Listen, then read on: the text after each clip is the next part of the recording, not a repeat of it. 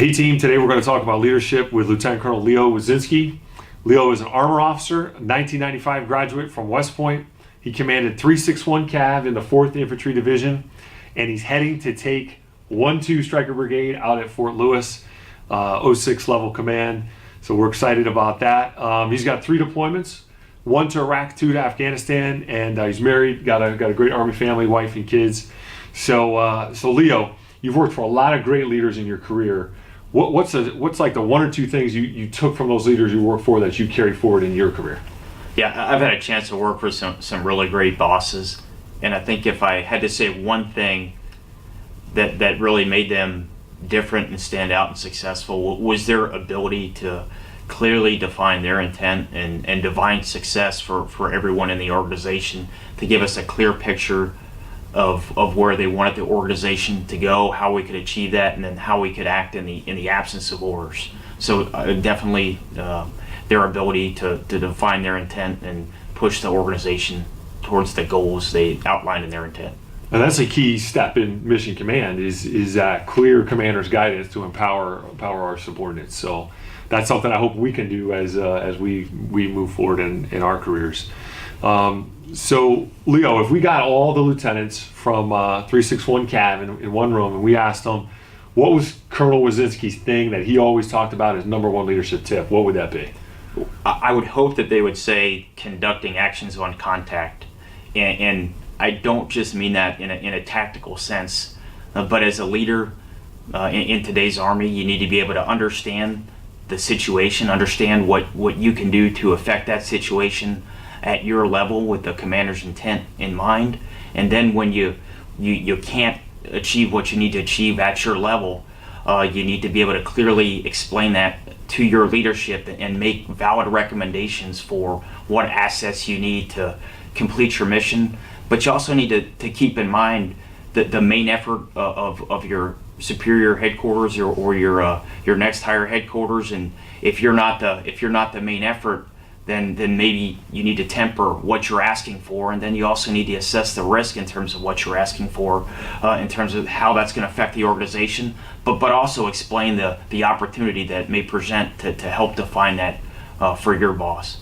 Yeah, so don't be the leader that just comes to your boss with a problem. Come with a solution and recommended opportunities. Help him think about the future. Absolutely, and I think if the lowest level, the youngest soldier in the formation, it starts there and it doesn't stop through any element in the formation. All right, Leo, if we could get in a time machine, go back in time to when you were a cadet at West Point, and you could talk to yourself, give yourself advice before you went into your Army career, what would you tell yourself? I think to be more positive, and reflecting back, I think got a lot of advice about what not to do.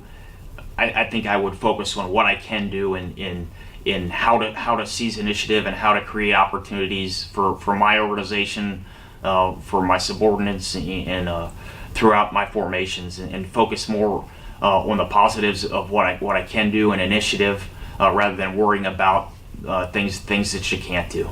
Yeah, I mean, when I was a cadet, I was petrified to go into the Army because it's like, don't do this, don't do this, don't do this, and you get really nervous. But I think your advice about focusing on the positive and taking the initiative is really what we're looking for in our junior leaders. And I think that ties into actions on contact as well. The attitude that we're looking for and the Army's looking for with the philosophy of mission command and wanting to empower disciplined initiative really starts at understanding your role and knowing what you can do and looking for opportunities to find success and opportunity. So talking about mission command, and you had a lot of different leaders that worked for you in your battalion from all types of branches. What were some of the expectations that you had from your junior leaders? I think one thing that helps the formation both tactically and then the families that you're building as well, or the expectation of providing predictability for your soldiers. There's a lot going on in the Army, and that's not going to stop. Things are going to be very busy, but it's not an excuse to plan to the best extent possible and to let our soldiers know to the best extent we can what's happening 1, 2, 3, 4, 6 weeks out as best we can. And sometimes that changes, but it should be a constant fight to try and provide predictability to allow our soldiers and our junior leaders to prepare for what's coming up. And just like you said, it's a fight. I mean, you have to. There is so much going on in the Army right now. Our junior leaders have got to fight to protect their time of their units and plan their own training and execute that own training. And that's hard to do, but it's something that we want our junior leaders definitely to do. So Leo, we're really excited for you as you go and take the Ghost Brigade, 1-2 Striker Brigade out at Fort Lewis. I spent 4 years in that unit myself when it was the Arrowhead Brigade, so a lot of pride there. But as you look at your maneuver leaders in your brigade and throughout your career, what have been your expectations of those that are leading the charge on the battlefield?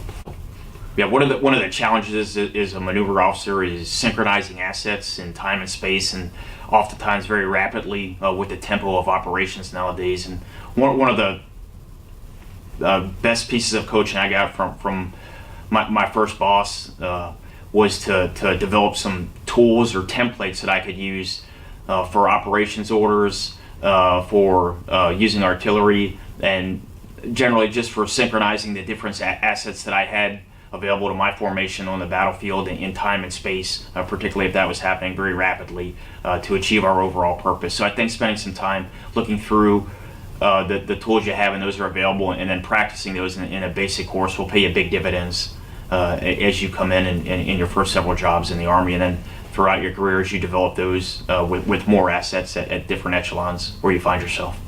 Yeah, and the Striker Brigade moves fast. I mean, I think they're the fastest moving formation on the battlefield, and that ability to communicate and synchronize assets is very, very important to all units, but especially in a Striker unit.